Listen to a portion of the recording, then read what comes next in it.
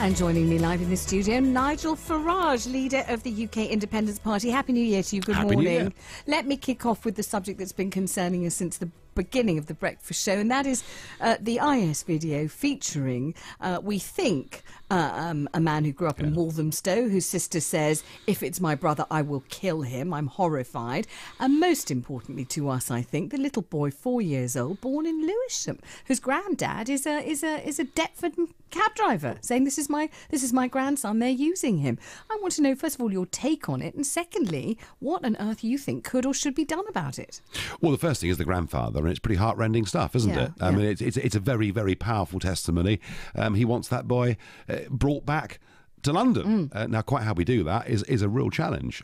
What we did with Jihadi John, of course, was we basically authorised a drone strike that killed him, so we can kill British people that are out there. But quite how we engineer getting a 4-year-old boy back to London, I'm not sure. I mean, there doesn't seem to be any kind of infrastructure. There doesn't seem to be anyone to whom one could speak. It's not as if you could even contact a representative of Daesh over there and say, you know, you're the ambassador, or you're the you're the consul, or you're somebody. We need to talk to you. How do we get our boy back? I think it's an incredibly difficult problem, but overall, let's take the little boy out of it, but put his mum into the picture, shall we? Yes, let's. We've got a woman and a male from London who appear to come from completely normal backgrounds.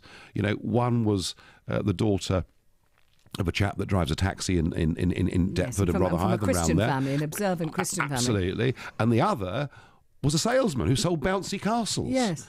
So, something really very bad is going wrong, isn't it? I know that you bumped into Zach Goldsmith on your way in this morning, and he said to you that he'd been on this show live yesterday, and one of the things he said was that the radicalisation tools, the way in which susceptible people are targeted, are very glamorous. You're painted a picture of a black and white world in which one thing is evil and one thing is good, and they do a hard sell very successfully. That's what he said.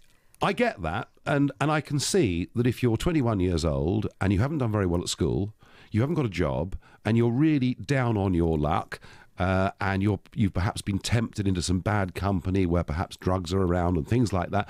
I can see for people who are kind of a bit outside of society how a radical idea can be attractive. After all, Nazism basically picked up people who were on the scrap heap of society. What is, I think, more disturbing about these two cases is these are two families who were doing quite well. Yes.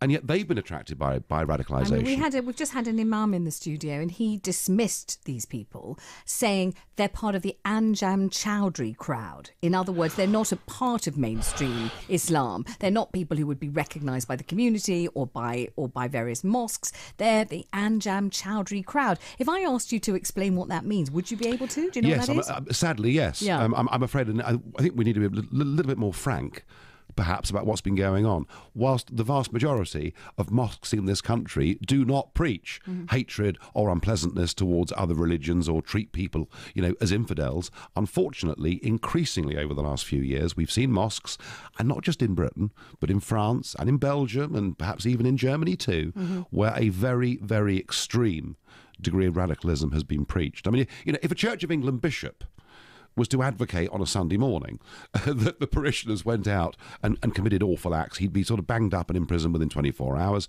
We have turned a blind eye to hate preachers, and we go on, our government goes on pretending that Saudi Arabia are our friends. And let's be frank, it is Saudi money that is funding the growth of extremism in this country, and we should have the moral courage to deal with it. Before you in the studio, Paul Scully was my guest. I'm sure his name is very familiar to you. He's one of the new Tory MPs who's going to defy David Cameron, and he's going to vote to leave Europe. He said he had a message for you. Well, I did ask him. I said, Nigel Farage is coming in. Do you have a message? And the message, essentially, I paraphrase a little, was this: listen, there are lots of groups in favour of leaving the EU. Why don't we stop bickering amongst ourselves and focus on the main event? Paul, I couldn't agree more. And I have been trying desperately to bring all those groups together. I've said from the start, I support every single group that wants to leave the European Union. I've tried to broker a deal between these two rival groups who are fighting to get get the nomination. Vote Leave and Leave.eu. I've even sat there spent all afternoon trying to get people together. If there is discord between different groups, all of whom ultimately want the same thing, what is the thing that you're falling out about, or that they are disagreeing with each other about? I think, to be honest, it's about who is the top dog, and that's really what it's all about. However, the arguments will end because at some point in time the Electoral Commission will say, right, we are going to nominate this group. They are the official umbrella group, and from that moment on, we will all come together. And Paul, I would say this to you: I would very happily come and share a platform with you, or somebody from the trade union movement, or the Labour Party, or whatever it is, or the Green Party. I don't care. We've got to work together. We've got to have a united front because, 2016, this referendum, this isn't just a British event. It isn't just a European event, it's a global event. The whole world's going to be watching this. It's interesting that you say that you think that the real cause for discord is who will be top dog, because obviously your only MP, the only UKIP MP, Douglas Carswell, said that the party needed a fresh face as leader. Now, I'm looking at your face, it looks pretty fresh to me, but I don't think he meant you by that, did he? Well, it was quite funny, wasn't it, that he managed to do that on the very day when Murray produced some polling showing how popular party leaders were with their voters, and I was on 93%. Not bad. So not too bad. No. I'm not unhappy. And the other thing, sort of observation, is at the minute, a lot of the commentators say, oh, well, UKIP's really declined. And the end-of-year poll from YouGov that came out yesterday showed UKIP on 17% of the national vote. That's 25% up from where it was in the general election last May. So our voter base as a party is incredibly strong. Put your headphones on, because we'll bring you on the line from Harrow. Herbie, Happy New Year to you. You're on to Nigel Farage, Herbie. You're on to Nigel. Good morning, Nigel, and Happy New Year to you. And to you, Herbie. Yeah, well, I think, Nigel, it's time the British public really know the truth about the EU and what it's actually doing to us, the actual cost of it, and how much they were given by their salary increase just before Christmas, and how much they're interfering with elected parliaments, i.e. in Poland and Portugal, and how much interference, the true cost, and they're actually also spending our money on trying to keep us in. I think they're afraid of losing us, because I think the rot will start if we leave, and I think other countries will do so. Well, Herbie, what's for certain is that if Britain votes to divorce itself from political union, whilst at the same time making it clear we want to have trade relationships and be good next-door neighbours, if that happens at some point this year, the project's had it, because the Austrians will want the same, the Swedes will want the same, and the whole thing will change. I would say, actually, bravo. Let's have a completely different Europe where we can be friends together, but not have a flag and an anthem and everything else. The problem, Herbie, is that one side of the argument say we'll be worse off if we leave the European Union. The other side say we'll be better off. And what people need are some very simple facts. Our net cost of this is £34 million every single day. The vast majority of our laws are now made somewhere else. And some people think, Herbie, we're better governed at a higher level in Europe.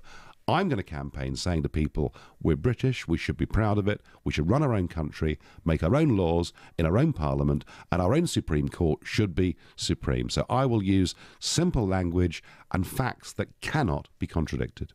I'm here with Nigel Farage, as I know you can hear. If you want to speak to him, the number's 0207 224 2000. Many topics to broach with him this morning. That's why I cannot stick to the 15-minute rule and get rid of him. I need to ask him and crave his indulgence. Will you stay till 8:30 with me? Of course I will. Thank you very much indeed. So much to talk to him about. Let me give you a few headlines that I'm going to be flinging in his direction. How about this one? 1 in 2 Londoners will be an immigrant within 15 years. 1 in 2 Londoners will be an immigrant within 15 years. Migrants channel stroll to asylum in Britain. This is the gentleman who walked 31 miles through the tunnel and has been told he can stay in this country. And Swedes bring back checkpoints to stop migrants. All of those matters. Your calls to Nigel Farage. That will be straight after the travel news with Bobby Radio London. And I'm told that his time is so precious. In fact, he can only stay till 8:23. That is what your people have told my people. Okay, you can't stay till 8:30. You're too busy for the likes of us. So let's talk fast. Let's kick off with this headline today. 1 in 2 Londoners will be an immigrant within 15 years. 1 in 3 people currently living in London were born abroad. And immigrants will account for half the city's population within 15 years. That is according to official statistics. The population of London now 8.2 3.6 million, vast swathes of the city, home to pockets of nationalities from across the globe. My concern is not where people come from originally. My concern is whether they are integrated and we're living together, speaking the same language, obeying the same law. Our kids are interacting with each other and playing football in the street together. If we can do that, then it's not a problem at all. But if immigration levels into London are so rapid and so fast that those levels of integration are impossible, then what you finish up with is a divided society, which is bad news for everybody. I am a firm believer that immigration can be an incredibly positive thing for this country, but not on its current terms, where we have a total open door to everybody. OK, front page story today, all over the press. Migrants channel stroll to asylum in Britain. Now, it wasn't a stroll. This guy was risking his life every step of the way. This is the fellow. His name's Abdul Rahman Haroon. And he's Sudanese, isn't he? Yeah, he walked right through the Channel Tunnel at enormous risk to his own life. He may well be very enterprising. Yeah.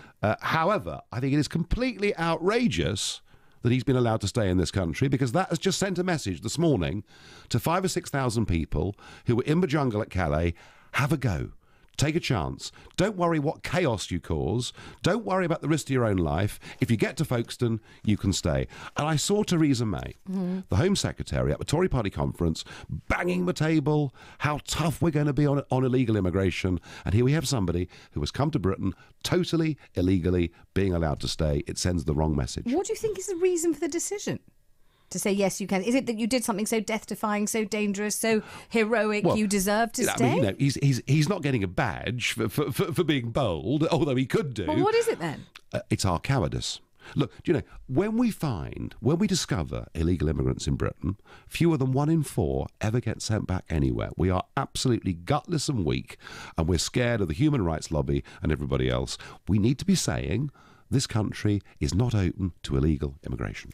Meanwhile, we have very interesting news, don't we, from Sweden and indeed from Denmark. And the headline for this one is Sweden has reintroduced checkpoints on its border with Denmark for the first time in half a century in what they're describing here in the papers as a desperate attempt to stem the flow of migrants. And I mean, I was watching the news last night. I'm sure you were too. You saw Swedes saying, but what do you mean we have to produce our papers to get across this bridge? We've been driving across this bridge every day in our lifetimes. The last time was 1957. What the hell are you doing? Yeah. And it seems to be counterintuitive. It seems to be against all that they stand for. And yet the papers call these desperate measures. What's your take on what's going on there? Well, the dream of the free movement of people in Europe, and that means free movement to Britain, but within the Schengen zone, it means crossing boundaries without having to produce any ID or any risk of your boot being searched of your car or anything.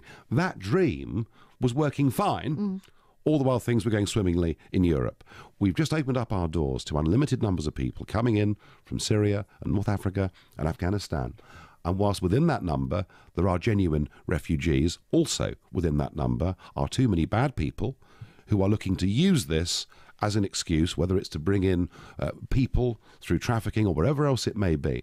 I mean, there is a very shocking report this morning in the Daily Mail Online that the police in Cologne are searching for 1,000 men. 1,000 men who on New Year's Eve were assaulting women in Cologne. 1,000 men.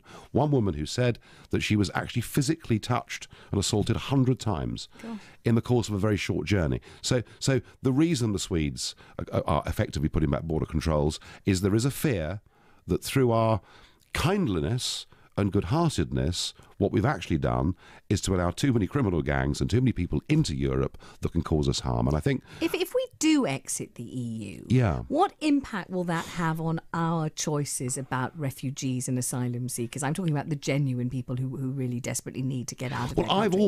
I've always thought that we should take genuine refugees into Britain. My family were refugees. They were French Protestants having a tough time a few hundred years ago, and we let in Huguenots. We let in the when Armin threatened, if you remember, to kill the Jewish people, all those migrations that came to Britain.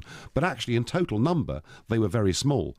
I mean, last year, 642,000 people settled in this country. The point is, if we had a tighter Australian-style point system for who could be an immigrant to Britain, we'd have more room to allow genuine refugees. We're going to be talking to Stephen Twigg about refugees. And can I just say very quickly, if I can, that nobody ever says a word for the Christians in Iraq and Syria. They're being systematically murdered, and nobody has made any provision to try and help Christians from those countries. And final question, you look okay to me, but what on earth went on with that car crash in France? Oh, look, I never wanted this story to come out. Something unpleasant happened. What happened? Well, the wheel nuts on the car had been loosened. I haven't reported it to the police. I don't want an investigation. I don't want an insurance claim. I'm putting it behind me. Unpleasant things happen in politics. You were in France at the time, though? Someone was. in France took again you to such an extent that they loosened your wheel nuts? How this happened, where it happened, I simply don't know. But Did you have a crash as a result? I did. But and are you okay? I did. I'm fine. I've survived worse crashes than that. And do you fear for your life in general? Do you worry that someone might do a similar thing here? I don't think anybody, whether they're a footballer or a rock star or a politician, or whatever they may be, even yourself, anybody in public life has to be slightly cautious. There are some funny people out there. All right, let's take a call as your grand finale. On the line is Barbara in Hayes. Hello, Barbara. Good morning to you. You're on to Nigel Farage. Hello, Nigel. Good morning. All right. Happy New Year to you. And to you. I've been trying to get onto your programme. Regarding Hillingdon Council, they reckon that they're going to give all these illegal immigrants a holiday up to the London Eye, up in London. But my daughter, she can't even get out of bed. She's been sent out of hospital and they can't give her any care, nursing care. They can't afford it. What's the matter with her, Barbara? What's her illness? Well, she's got arthritis and she's schizophrenic. Oh, dear. Okay. We've had this for 30-odd years, Yes. but that's a different story. But, the carers haven't got time to look after her. Not in that respect. They're wonderful people, those carers. Really wonderful.